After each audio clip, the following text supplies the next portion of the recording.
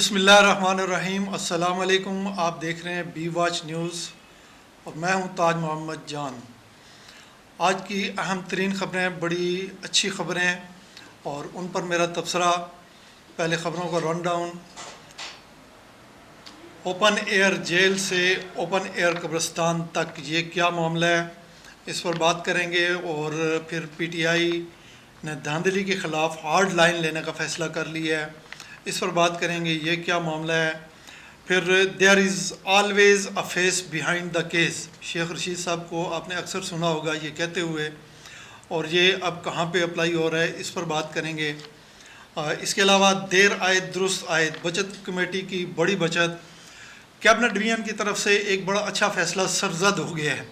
सरजद क्यों हुआ, मैंने ये क्यों कहा कि सरजद हुआ, इस पर भी आगे चलकर बात करेंगे। इसके अलावा जी सोशल मीडिया का प्लेटफॉर्म है ट्विटर, जो अब एक्स हो चुका है, इसकी बंदिश को 1 माह हो चुका है। और अब एमनेस्टी इंटरनेशनल ने कुछ मकामी सहाफ़ती तंजीमें, समाजी तंजीमें, उनके साथ मिलकर इस पर जो पाबंदी लगी हुई है उसको हटाने का मुतालबा किया है। और आज पाकिस्तान तहरीक इंसाफ ने भी एमनेस्टी इंटरनेशनल का ये जो मुतालबा है उसकी हमायत कर दी है। चलते हैं ख़बरों की तफसील की जानिब, लेकिन उससे पहले जैसा कि मैं आपसे रिक्वेस्ट करता हूँ कि बी वॉच न्यूज़ हक़ के साथ खड़ा है, सच के साथ खड़ा है, सच को प्रोमोट कर रहा है। आप भी जो ना हमारी ताकत बनिए, हमारी आवाज़ बनिए, बी वॉच के साथ खड़े हों और सच को सपोर्ट करें।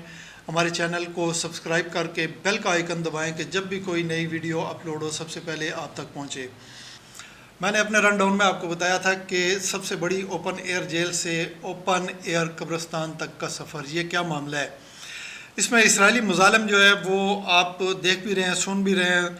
बर्बरियत और जुल्म जो है ना आप हर रोज़ देखते हैं। दिलदोज़ वाक़यात होते हैं, दिलखराश वाक़यात और हालात ऐसे हैं कि इस पर गैर भी जो है ना वो चीख उठे हैं। वो यूरोपियन यूनियन के ख़ारजा पॉलिसी चीफ जो है जोसेफ बोरेल, उन्होंने एक बड़ी तगड़ी हमायत कर दी है फ़लस्तीनियों की। गुज़श्ता रोज़ ब्रसल्स में जो ना एक इजलास हुआ है यूरोपीय यूनियन का, उसमें उन्होंने कहा है जी कि जंग से पहले गज़ा जो है वो सबसे बड़ी ओपन एयर जेल थी, और जंग के बाद इसराइल की वहशियाना बमबारी के बाद ये सबसे बड़ा ओपन कब्रिस्तान बन चुका है। तो ये सूरत हाल ऐसी है कि इस पर ना सिर्फ अपने बल्कि गैर जो है वो भी बोल पड़े हैं। और इस वक्त जो सूरत हाल है गज़ा में वो सारी आपके सामने है। वहाँ पे बिलबिलाते बच्चे जो हैं, ज़ख्मी औरतें जो हैं, और किसी का कोई जो ना वहाँ पे पुरसाने हाल नहीं है, और इतनी शदीद मुश्किलात का सामना है। फिर हर रोज़ जो है ना मस्जिदों में, अस्पतालों में बमबारी होती है और लोगों को शहीद कर दिया जाता है। और आलमी बरादरी जो है ना उस के ज़िम्मा जो उसका जो किरदार है इस जंग को रोकने के लिए, जुल्म को, इस बर्बरियत को रोकने के लिए वो अपना किरदार अदा नहीं कर रही। अमेरिका की तरफ से भी आपने देखा है कि होम्योपैथिक से बयान आते हैं। इसी तरह इस्लामिक वर्ल्ड है, उनकी तरफ से कोई ऐसी जानदार तहरीक या आवाज़ सामने नहीं आ रही जो हमारे इन मज़लूम फ़लस्तीनी जो अवाम है उनकी कोई हमायत कर सके। अच्छा जी, दूसरा मौजू हमारा था पाकिस्तान तहरीक इंसाफ जो है वो धांधली के ख़िलाफ़ हार्ड लाइन लेने का उसने फ़ैसला कर लिया है। ईद के बाद जो है ना ऐलान किया गया है कि लॉन्ग मार्च भी किया जाएगा और धरने भी दिए जाएंगे। ये पाकिस्तान तहरीक इंसाफ के रहनुमा शौकत बसरा, उन्होंने कहा है। अब उन्होंने जो अपने जितने भी डिवीज़नल और ज़िली जो तंजीम के अहदेदार हैं उनको हिदायत जारी कर दी हैं कि आप पूरी तैयारी करें, कारकुनों को भी तैयार करें। ईद के बाद हम ना सिर्फ लॉन्ग मार्च करेंगे बल्कि धरने भी देंगे।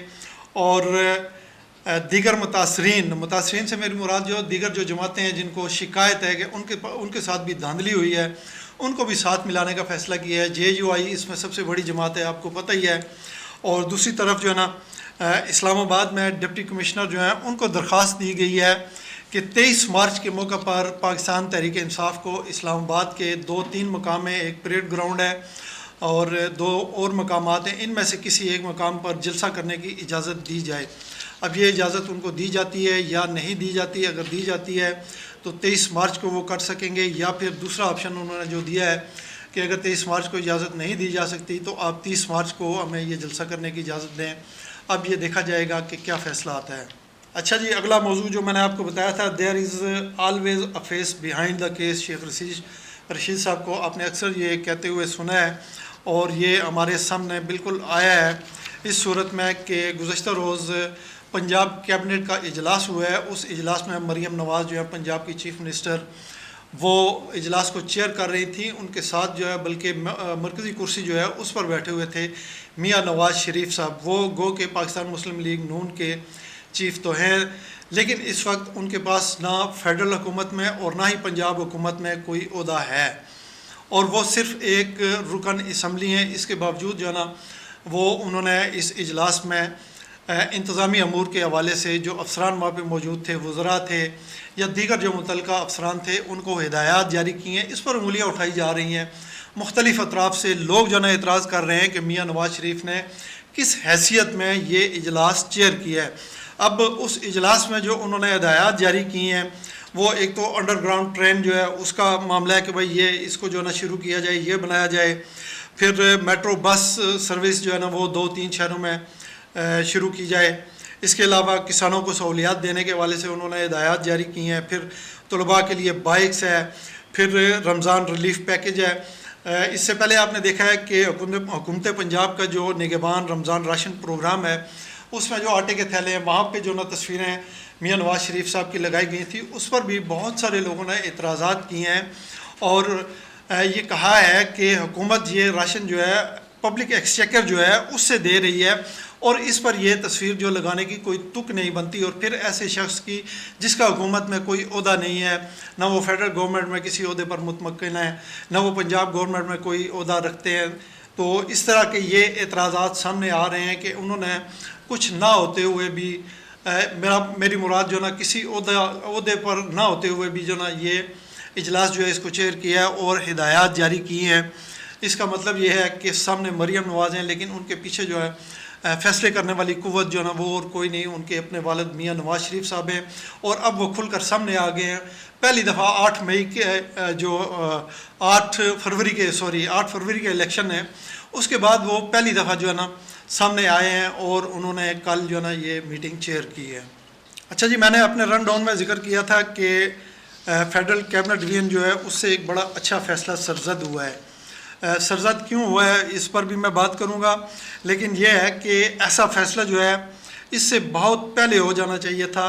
کیبنٹ ڈویژن کا جو فیصلہ ہے، انہوں نے جو مراسلہ جاری کیا اس کے مطابق بیرونی دوروں پر پابندی یا انہیں محدود کرنے کی ہدایات جاری کر دی گئی ہیں، اور یہ جو اس مراسلے میں ہدایات جاری کی گئی ہیں، ان ہدایات پر پاکستان میں بہت پہلے سے عمل درآمد شروع ہو جانا چاہیے تھا. لیکن ہم یہ کہیں گے کہ دیر آئے درست آئے، پھر بھی یہ ٹھیک ہے. اب وہ جو انہوں نے مراسلہ جاری کیا اس میں انہوں نے کیا کہا ہے جی کہ صدر اور چیف جسٹس آف پاکستان جو ہے وہ اگر کہیں بیرون ملک جاتے ہیں تو صرف یہ 2 شخصیات جو ہیں کلاس 1 میں سفر کر سکتی ہیں. اس کے علاوہ پرائم منسٹر ہیں، چیئرمین سینٹ، اسپیکر قومی اسمبلی، وزراء، سروسز چیف جو ہیں، اراکین اسمبلی، وفاقی سیکرٹریز اور سفیر جو ہیں، ان کے علاوہ گریڈ 22 کے جتنے افسران ہیں وہ بزنس کلاس میں سفر کریں گے. اس کے علاوہ جتنے بھی افسران ہیں، جتنے بھی لوگ ہوں گے بیرون ملک، اگر ان کو سفر درپیش ہوگا تو وہ اکانومی کلاس میں جو ہے نا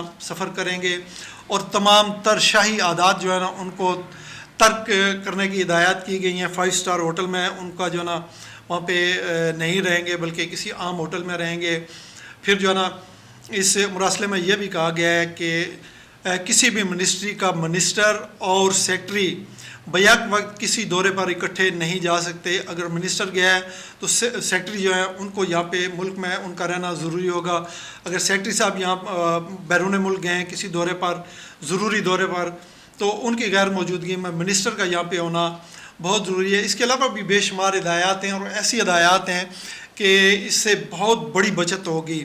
ایک تو جو نا انہوں نے یہ بھی ساتھ سے کہا ہے کہ بیرون ملک اگر کوئی کانفرنسز اور اس طرح کے اجلاسات ہوتے ہیں جن میں پاکستان سے متعلقہ جو منسٹری ہیں ان کے سربراہان وزراء کو اگر انوائٹ کیا جاتا ہے تو وہاں پہ دیکھا جائے کہ اگر ہمارے وہاں پہ جو سفارت خانے ہیں وہ کام چلا سکتے ہیں، ان کے جو وہاں پہ تعینات سفیر ہیں وہ اگر وہاں پہ جا کے تو وہ اجلاس اٹینڈ کر سکتے ہیں. اگر یہ ممکن ہے تو پھر یہاں سے کسی ڈگنیٹری کا وہاں پہ جانا جو ہے نا وہ ضروری نہیں ہے، اس سے اوائڈ کیا جائے۔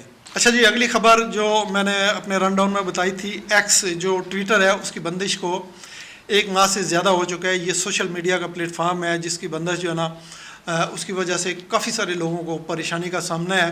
اور 2 دن پہلے ہم نے دیکھا کہ ایمنسٹی انٹرنیشنل جو ہے اس نے یہاں پہ ہماری صحافتی تنظیمیں، کچھ پاکستان میں سماجی تنظیمیں اور دیگر کچھ تنظیمیں، ان کے ساتھ مل کے ایک مطالبہ جو ہے نا وہ فلوٹ کیا، حکومت پاکستان سے مطالبہ کیا۔ اس میں انہوں نے کہا جی کہ اطلاعات تک رسائی اور اظہار رائے کی آزادی یہ ایسے معاملات ہیں جو انٹرنیشنلی جن کو تسلیم کیا گیا ہے، جن کا انٹرنیشنل چارٹر ہے اور اس کو حکومت پاکستان نے بھی تسلیم کیا ہے۔